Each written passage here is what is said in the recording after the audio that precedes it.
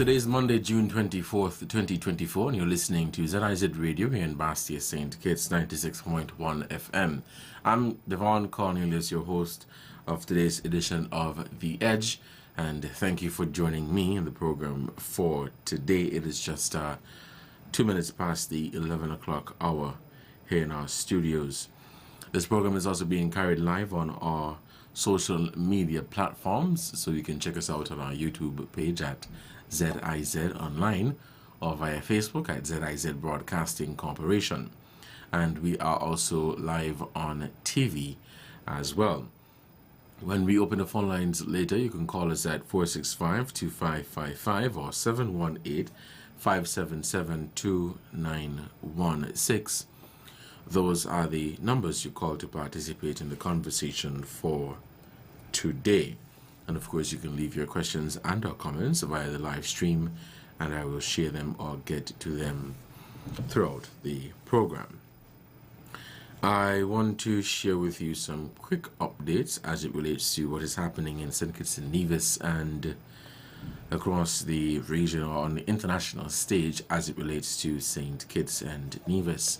I shared with you last week that Prime Minister Dr. Terence Drew and a delegation traveled to the Republic of China, Taiwan, and we have since received some updates regarding the visit there. But before I get there, I'd like to share something with you from the Ministry of Agriculture.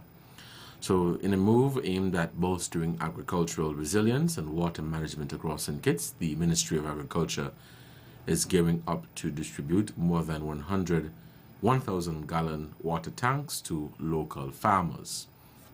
The water storage tanks were procured under the ministry's Drought Resistance and Irrigation Project (DRIP) initiative, which was launched in October 2023 as a key component of the ministry's 25 by 2025 agenda strategy. Recognizing the water-related risks associated with climate change, the DRIP focuses on providing farmers with essential water resilience supplies tailored to their specific needs. The initiative underscores a commitment to strengthening the agricultural sector and marks a step towards achieving the goal of the 25 by 25 agenda. Distribution of the tanks is scheduled to commence in the coming weeks, with priority given to farmers in areas most vulnerable to water shortages. Farmers are encouraged to contact the Ministry of Agriculture at 467-1016 or visit the office at Building 16, Port Zante, St. Kitts for detailed information on eligibility criteria and distribution schedule. Again, farmers are encouraged to contact the Ministry of Agriculture at 467-1016. That is 467-1016. Or you can visit the office at Building number 16, Port Zante for more information on eligibility criteria and distribution schedule. That is from the Ministry of Agriculture regarding the distribution of water storage tanks, and it is a part of the strategy by the Agriculture Ministry related to the 25 by 25 agenda, assisting farmers and ensuring that they have access to water.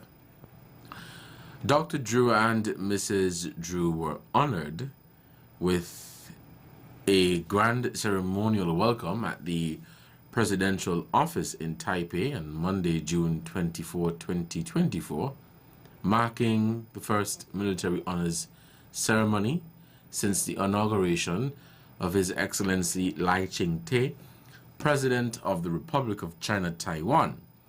The ceremony included a review of the honor guard, the playing of national anthems, and the formal introduction of delegations from both countries, as well as members of the Diplomatic and Consular Corps in Taiwan. President Lai Ching-te warmly welcomed the Prime Minister Drew and his delegation, underscoring the historical significance of the state visit. Prime Minister Drew's visit underscores the deep ties between Taiwan and St. Kitts and Nevis. We look forward to fruitful discussions and strengthening our cooperation. The ceremonial welcome sets the stage for a series of productive meetings and collaborative efforts anticipated during Prime Minister Drew's stay in Taiwan, said President Lai. Prime Minister Drew, addressing the distinguished guests and members of the Taiwanese government, expressed his deep appreciation for the elaborate welcome. He said, quote, "This visit to Taiwan holds great importance as it fortifies the solid foundation built over more than 4 decades," end of quote, said the Prime Minister, emphasizing the enduring friendship and cooperation that have been the cornerstone of the two countries' bilateral relationship. Dr. Drew highlighted the invaluable contributions Taiwan has made to the development of St. Kitts and Nevis through technical and financial assistance, capacity building, and international advocacy.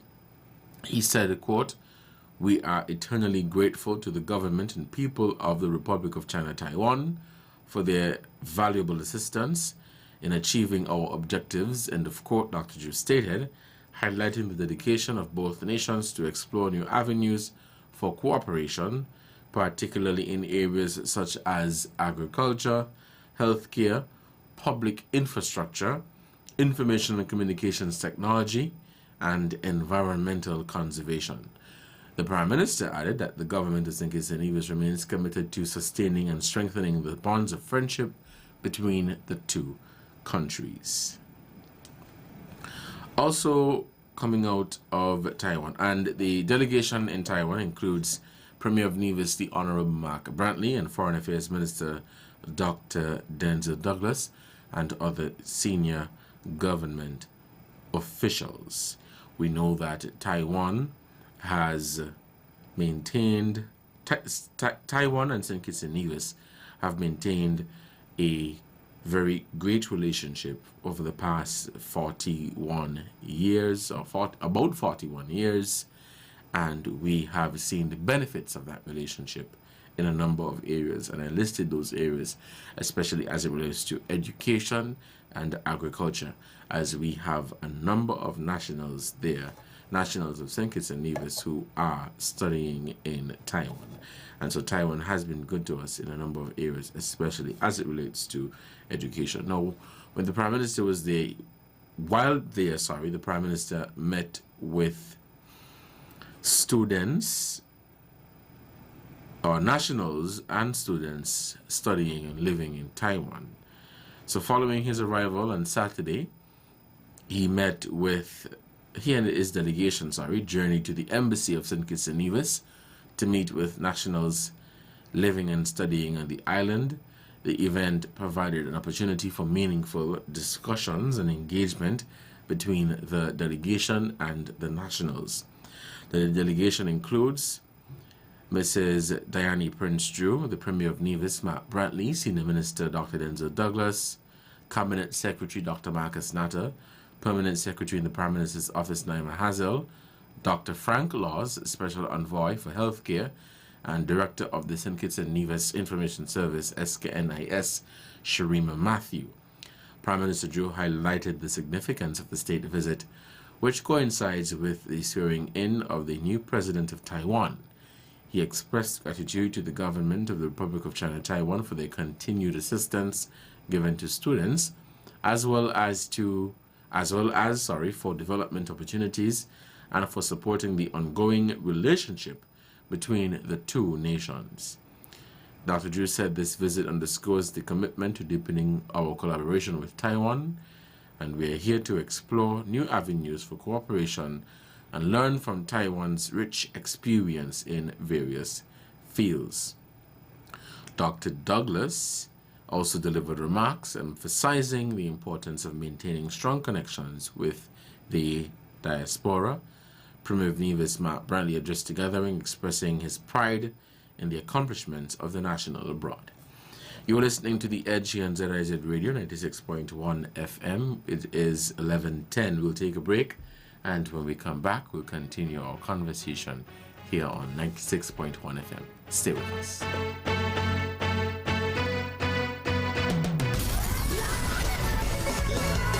Hey, I'm Mary J. Blige. Alkaline. Hey, I'm Cat from Third World. Nicholas Blanker here. I'm Freddie Jackson. You already know what it is, Rose. And this is your boy Ketty Dan inviting you to our annual St. Kitts Music Festival. Yep, that's right. From June 27th to June 29th, Mary J. Blige, Alkaline, Third World, the Nicholas Branca Band, Freddie Jackson, Rick Ross, and Ketty Dan will be joining Adamo, Akayu Sweet, T-Bone, I-Tabulous, Easy, Speedy, Pumba, Nadia Batson, Corwin Dubois, Mr. Mention, Asa Bantan, Small Axe Band, Michael Tasia.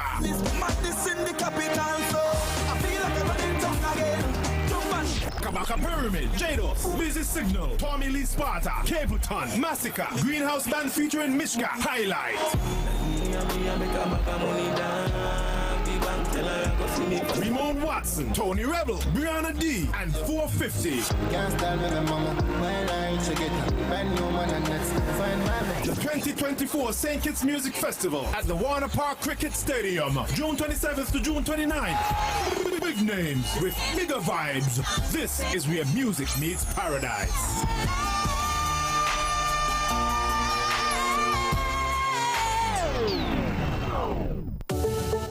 Building our nation is a team effort, and just like any good team, we must be able to respect and support each other, no matter our differences.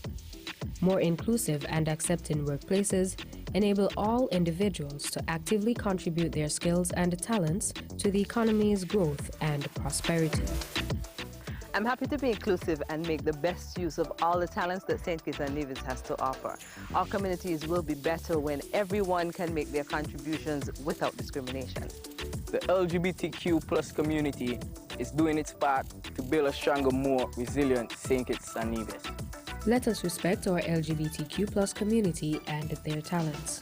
More inclusive workplaces create a stronger Caribbean.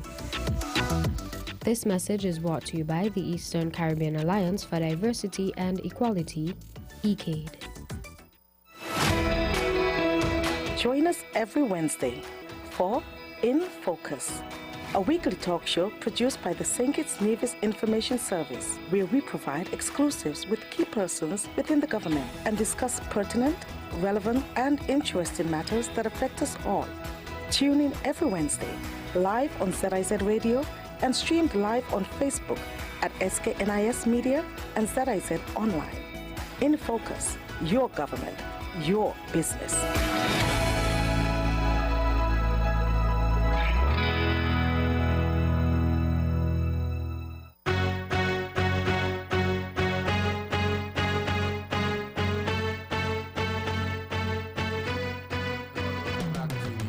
ZIZ Radio 96.1 FM. I'm Devonne, Cornelius, and thank you for joining me in the program for today. It's Monday, June 24, 2024. This is Music Festival Weekend, and I know businesses and other groups and organizations are gearing up for what is anticipated to be a very busy weekend from Thursday right until Sunday. We are Thursday night, Friday night, Saturday night, and then of course Sunday with White Sands, which also forms part of the music festival vibe or music festival weekend. So this weekend to the weekend is expected to be very busy, and it is an opportunity for businesses, both large and medium-sized businesses, to make some extra money, and it is also an event aimed at stimulating the local economy. We know people travel from near and far to come to St. Kitts to experience the St. Kitts Music Festival.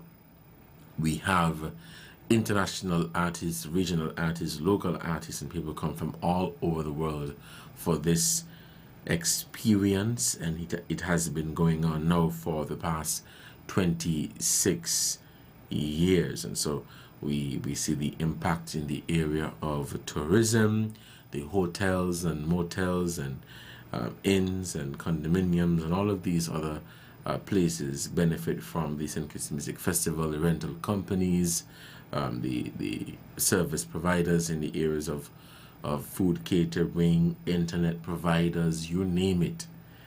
they benefit from the staging of the St. Kitts Music Festival. And there's also a spillover to Nevis as well, because you have had cases where hotels on St. Kitts are at capacity, and people have booked hotels in Nevis and they take the ferry over. And we know most of the ferries that run between St. Kitts and Nevis are owned by Nevisians, and so people come from Nevis to attend the St. Kitts Music Festival, and they get it benefits the businesses as well. So the St. Kitts Music Festival, 26 years later, is still doing wonders here in St. Kitts and Nevis, and again, it is anticipated or expected to be a very busy weekend. I shared with you earlier that the Prime Minister is in Taiwan with a delegation meeting with students and nationals living there, but the primary purpose of his visit was to attend the inauguration of the new president, Lai Ching-te, and that the Ministry of Agriculture will be distributing more than 100 water tanks to farmers, and farmers are encouraged to reach out to the Ministry of Agriculture to get more details in terms of how does one qualify and the distribution schedule. And do not be ignorant and say you're not going to reach out and then you're left out and you don't get a water tank. I'm encouraging you to please reach out and see if you qualify for the water tanks and learn more about the distribution schedule. The Public Works Department is encouraging contractors to submit bids to construct a new and modern Joshua Obadiah Williams Primary School in Molyneux after the first round of public tender did not result in a successful bid. The school was destroyed by fire in March 2022.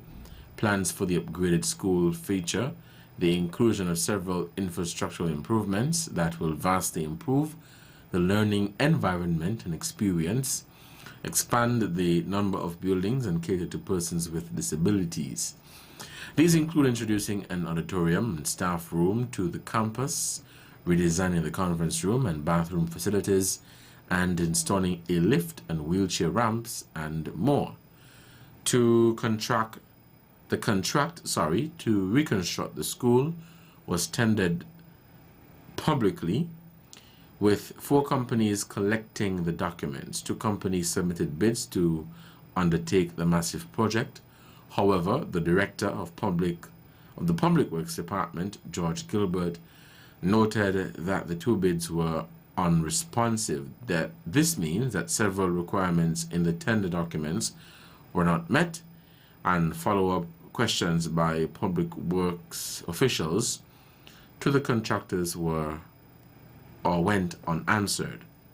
He said, for example, we asked questions about the performance bond, which is a certificate from a reputable insurance company or a bank, which is given to the client, stating that 20% of the contract sum will be paid back to the government if the contractor cannot perform the work, Mr. Gilbert stated on the June 19th edition of In Focus.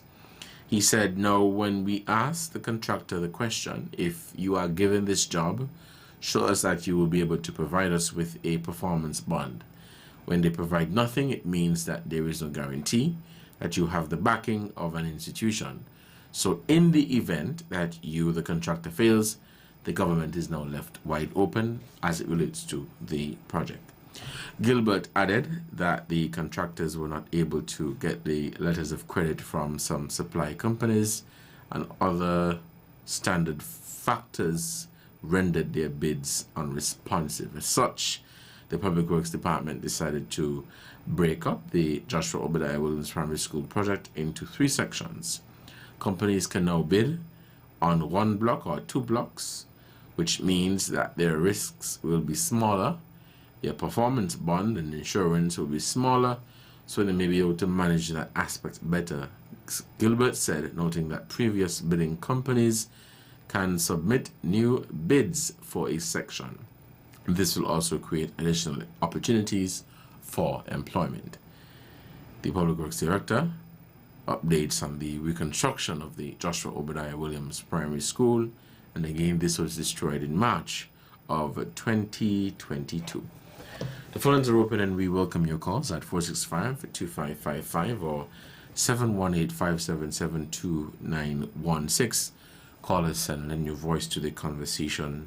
Share your views and or opinions on the topics that or the information that I've shared with you this morning. 465-2555 or 718-577-2916. You're listening to The Edge for June 24, 2024. I am Devonne Cornelius. If we have no calls, I think we could take a short break, and when we come back, we'll get into our conversation for today. We'll continue our conversation, rather.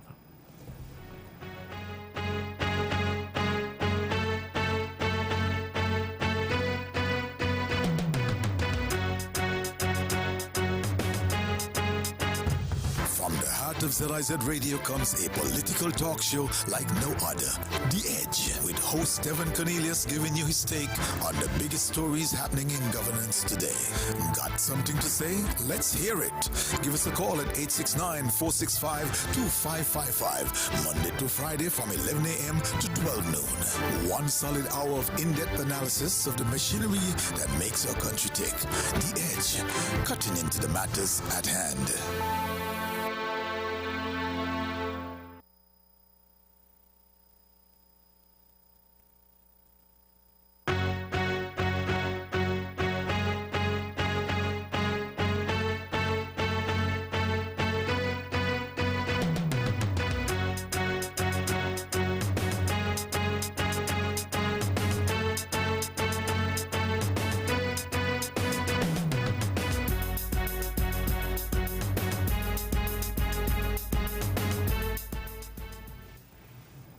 Hello and welcome back to The Edge on ZIZ Radio 96.1 FM. The phone lines are open and we take your calls at 465-2555 or 718-577-2916. Call us and lend your voice to the conversation at hand. This is The Edge for Monday, June 24. Let's take we have a caller? Let's take this call. Hello, caller, you're on the air. Good morning. Good morning, Mr. Good morning, Mr. Gentleman. Good morning. How are you? I beg to differ a bit from your topic. Okay. But I won't be long.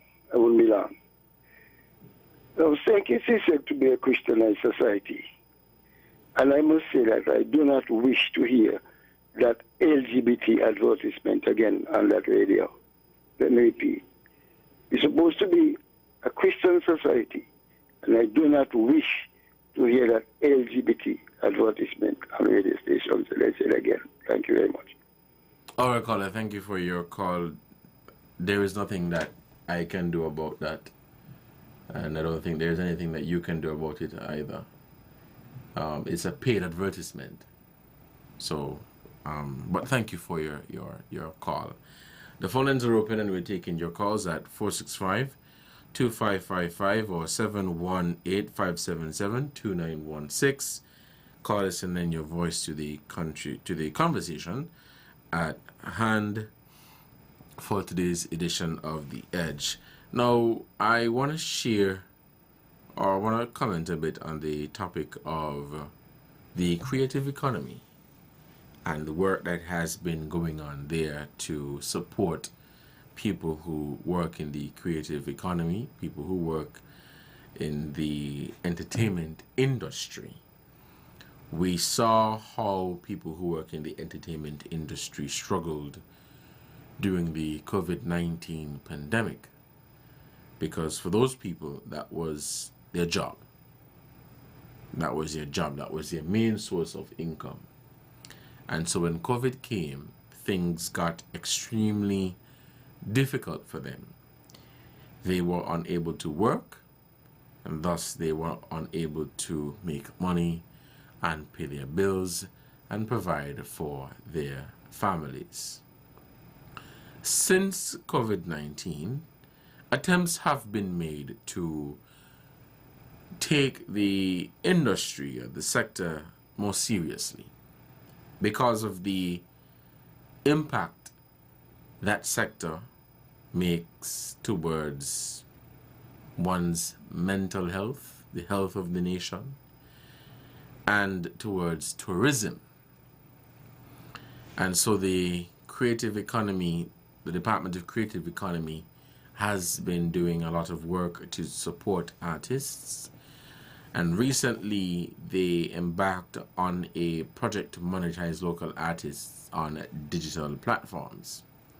So the Department of Creative Economy within St. Kitts and Nevis is working to help local creatives monetize their work on digital platforms.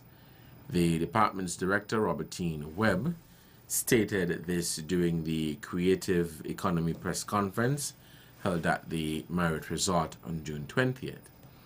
She said, quote, monetizing on YouTube and the relevant social media platforms is an untapped industry in St. Kitts because we do not have the infrastructure yet. However, we have made strides thus far with the Intellectual Property Office doing the necessary legislation to get there, said Ms. Webb. The director added that although digital platforms offer significant potential for creatives, some preliminary work is required to fully capitalize on this opportunity. The Department of Creative Economy will be hosting its first of its kind Creative Power Arts Convention that will provide creators with the knowledge they need to achieve this. And so we know that there are a lot of people who do great work on YouTube and other social media platforms, but they are unable to monetize and tap into that.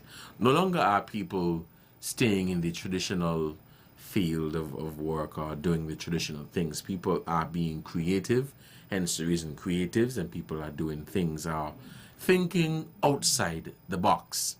And you certainly do not want a population where everybody thinks the same, everybody does the same thing, and you get the same result or the same contribution from the population. You want people who are going to contribute to different areas of the economy. You want people who are going to bring something new and something different.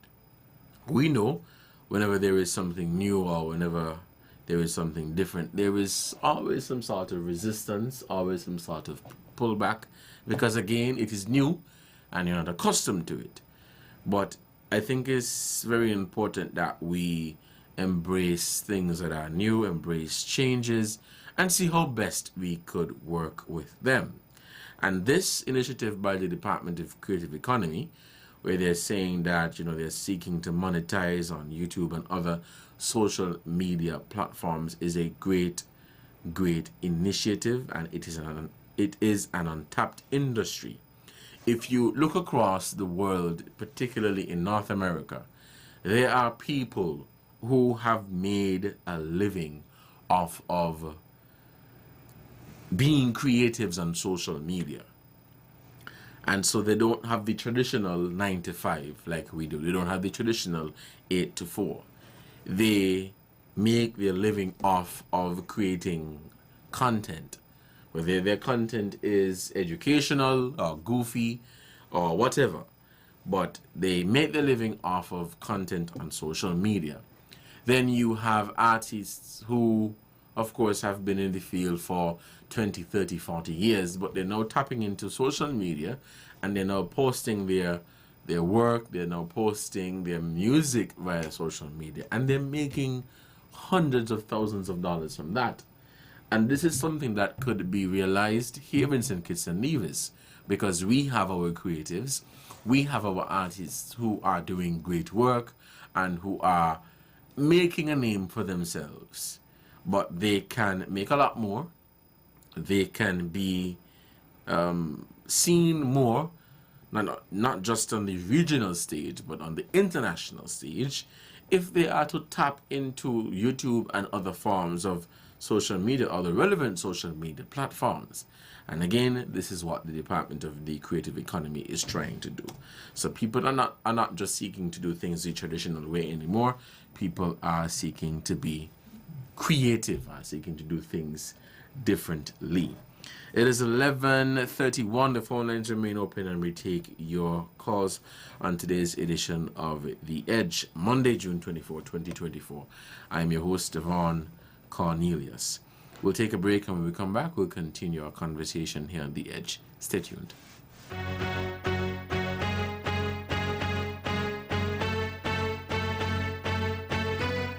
Jeff, you leaving already, boss? You sure you can drive after them drinks? Yeah, I could handle it, huh?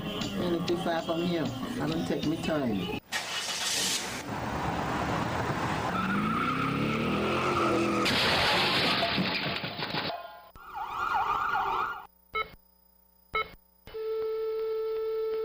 Oh my God, Jeff, you're gone. I told you not to drink and drive. The problem with drinking and driving is the morning after. Drink responsibly. This message was brought to you by the St. Kitts Nevis National Council on Drug Abuse Prevention in collaboration with SKNIS.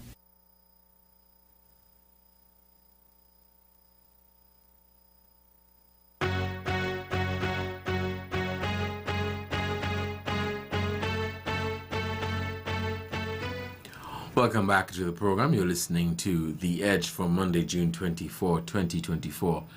I'm Devonne Cornelius, and thank you for joining me on the program for today. If you are just tuning in, I shared earlier just a few updates as it relates to the Prime Minister and a delegation in Taiwan for the inauguration of President Lai Ching-te. And that delegation includes Premier of Nevis, the Honorable Mark Brantley, and Foreign Affairs Minister, the Honorable Dr. Denzel Douglas, and other senior government officials.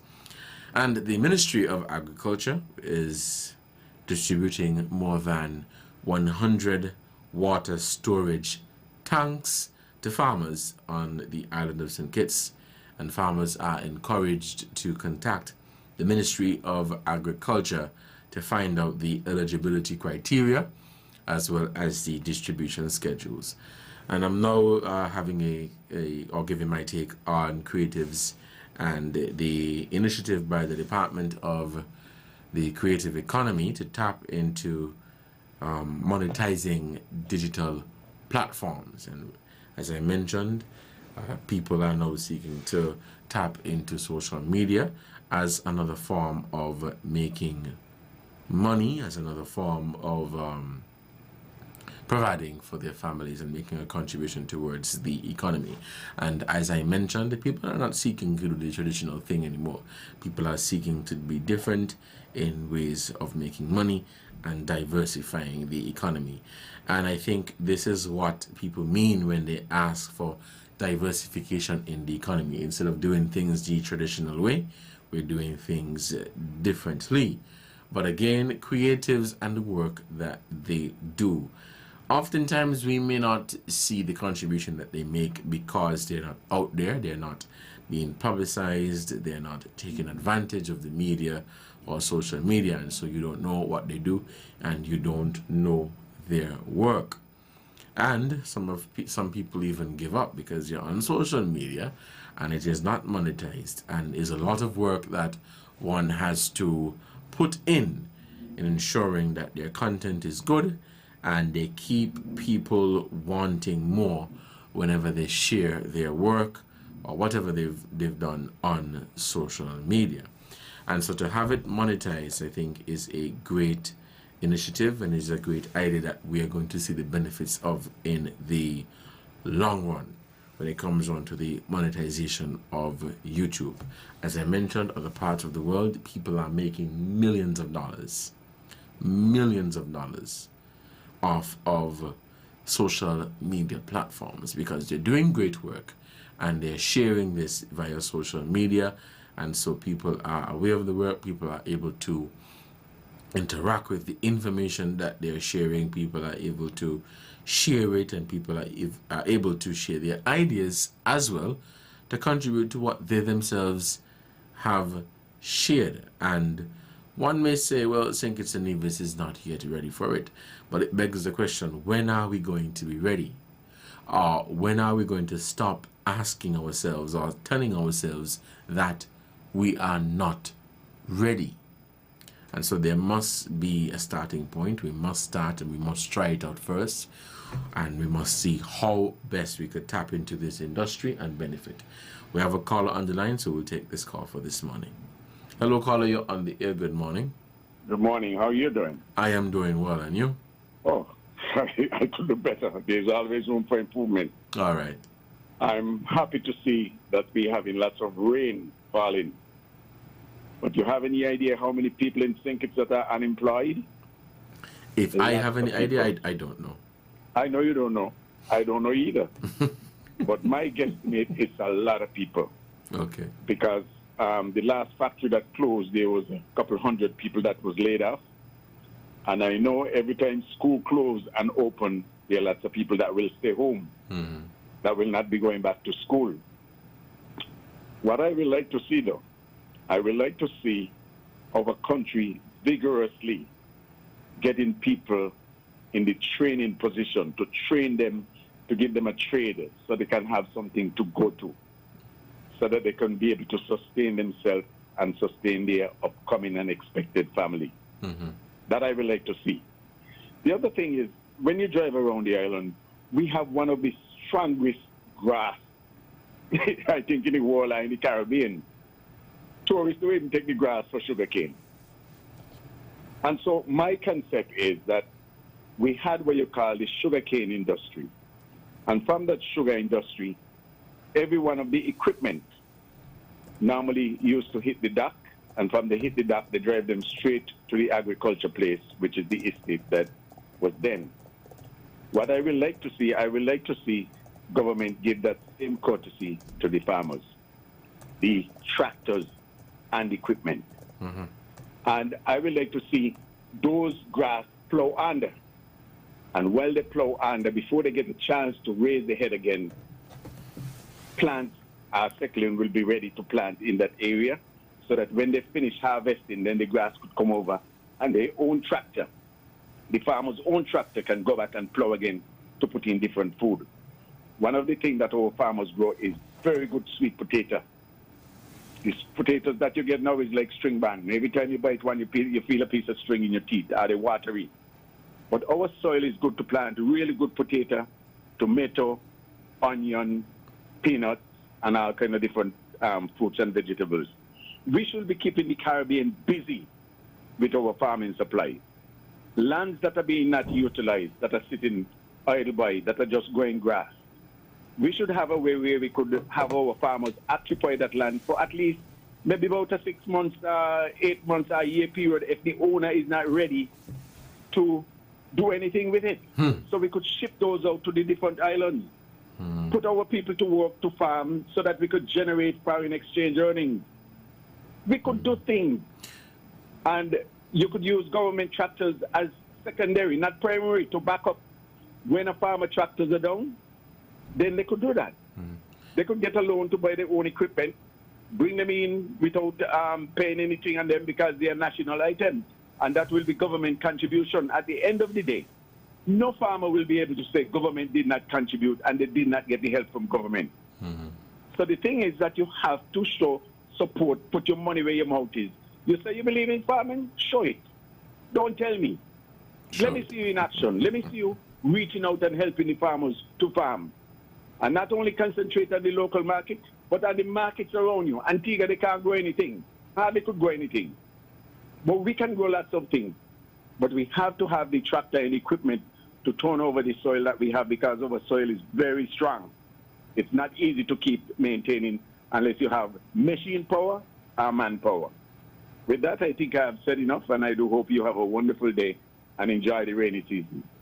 You too, Colin. Thank you so much for your contribution to the program. Two things you said that I'd like to continue on in terms of training, skills training, and our young people learning a trade, and farmers occupying land. The reality is we have people in St. Kitts and Nevis who own land and they do absolutely nothing with it. They have no immediate use for it, but the reality is, there's just some people that they won't want you to be utilizing their land and knowing that you're making a profit off of it, because if you begin to make a profit, then they're going to say to you, hey, I think I deserve a percentage of that profit, and then it's going to turn into a whole legal dispute. So great suggestions and great ideas, but there are still certain things that you have to sit down and work out for those things to become a reality. But as it relates to skills training and our people learning a trade, that is absolutely necessary. I made the point earlier that we must begin to tap into different industries and different areas to diversify the economy. And we cannot continue to prepare our children now to take up the traditional jobs. We have to prepare them for the real world, and we have to prepare them to be creative thinkers and find different ways and means of providing for themselves and their families. It's 11:42. You're listening to The Edge in ZIZ Radio 96.1 FM.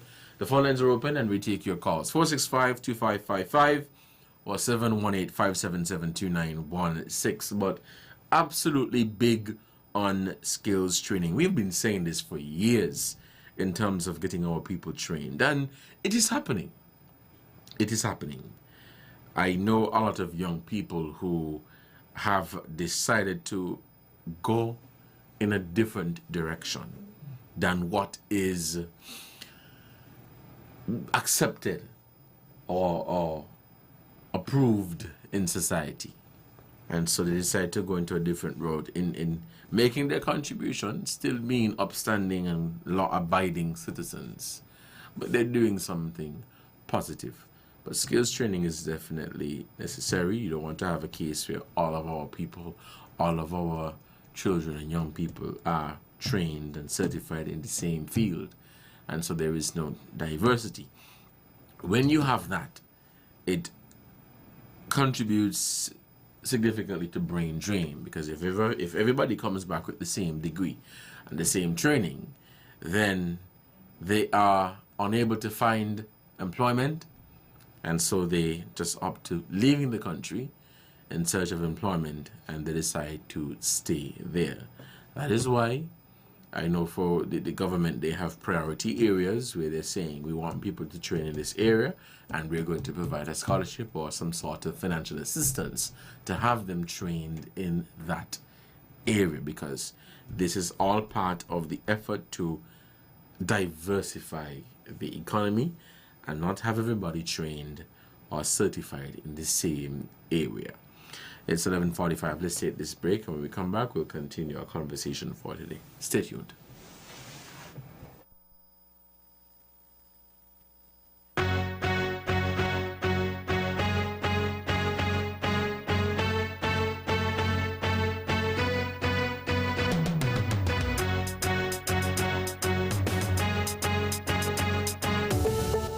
Building our nation is a team effort, and just like any good team, we must be able to respect and support each other, no matter our differences. More inclusive and accepting workplaces enable all individuals to actively contribute their skills and talents to the economy's growth and prosperity. I'm happy to be inclusive and make the best use of all the talents that St. Kitts and Nevis has to offer. Our communities will be better when everyone can make their contributions without discrimination. The LGBTQ plus community is doing its part to build a stronger, more resilient St. Kitts and Nevis. Let us respect our LGBTQ plus community and their talents.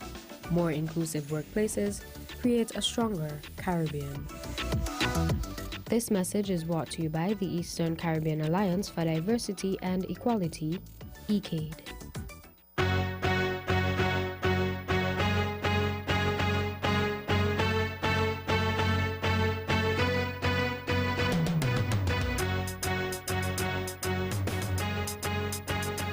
Welcome back to The Edge here on ZIZ Radio 96.1 FM.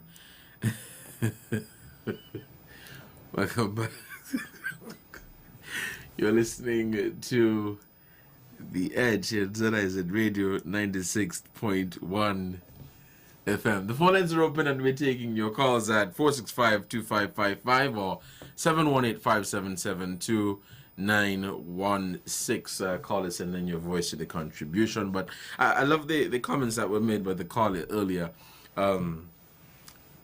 as it relates to skills training and getting our people skilled in different trade areas, and the push for agriculture and the push for farmers. You know, we've been talking about agriculture and the different things that we would like to see and we would like to do in agriculture. And I have to say that things are being done, but it is the pace. It is the pace at which they are being done. And we know we have the ambitious goal of the ambitious goal of the 25 by 25 agenda, and this is June of 2024. 2025 is in a couple months, so I don't think we're gonna, as a region, I don't think we're gonna get there. We're not gonna get there. It doesn't mean that we should stop, so don't misunderstand me. It does not mean that we should stop, but as a region, I don't think we're gonna get to reducing the food import bill by 25% by 2025. When you look at the numbers that are in the millions of dollars, to reduce it by 25% in a couple months is an ambitious goal. But it does not mean that we should throw our hands in the air and surrender. We should still continue our work, and we should still continue what we're doing to contribute to local food production. But getting our people trained in carpentry, electrical work, mechanical engineering, masonry, you name it. There's so many different areas that are lacking when it comes around to people being skilled and trained. I know in Nevis a few months ago, the Department of, I think it's Community Development, had a program going on where they were showing young men in a particular area how to build stone walls, masonry and so on. And I loved that program because you want to be able to have people who are skilled. And it could be a case where you have a 9 to 5, but that is your part-time hustle. And so when you finish with your 9 to 5, you go and you work in that area. And we need more of that. As I said again, and I will continue to say, we can't have all of our people in the same area, or trained in the same area, or else we're going to continue to suffer as a Caribbean, as a region, from brain drain. Our people are going to come back here and they're going to realize that they can't get a job, and they're going to decide to go into a larger market, a larger labor market where they would be able to find employment. And so we must begin to prepare our children to take up work in different areas. I was at an elocution competition last Thursday in Nevis, where I had the opportunity to chair the proceedings. And the students presented topics on artificial intelligence and how it affects one's ability to think creatively. Because today, artificial intelligence, or AI as we know it, is doing all of our work for us. It's doing all of our work for us. Artificial intelligence is doing everything. And so it is hindering our children from thinking creatively. It is hindering our children from being independent thinkers.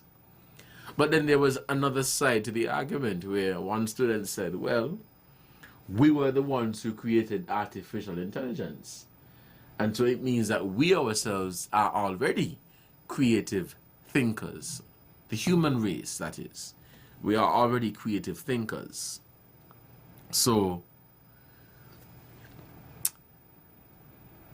it was a very insightful discussion or competition or debate, and it really put me to dig deeper and do some more research on artificial intelligence and how I don't want to say taking over the world, as some may put it, but we have to begin to get ourselves to the point where we're able to compete, because artificial intelligence is now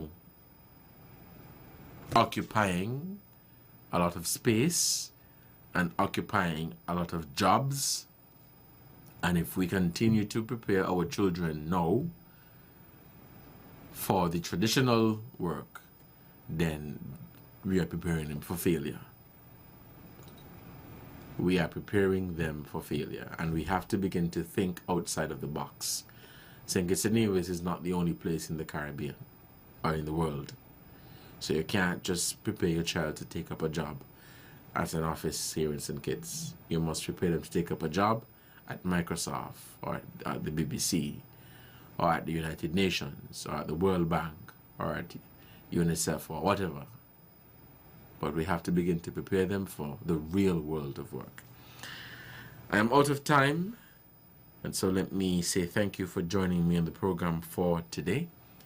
Until next time, you guys stay safe and enjoy the rest of your Monday. See you tomorrow, same time, same station. Stay tuned. Coming up shortly is our midday newscast.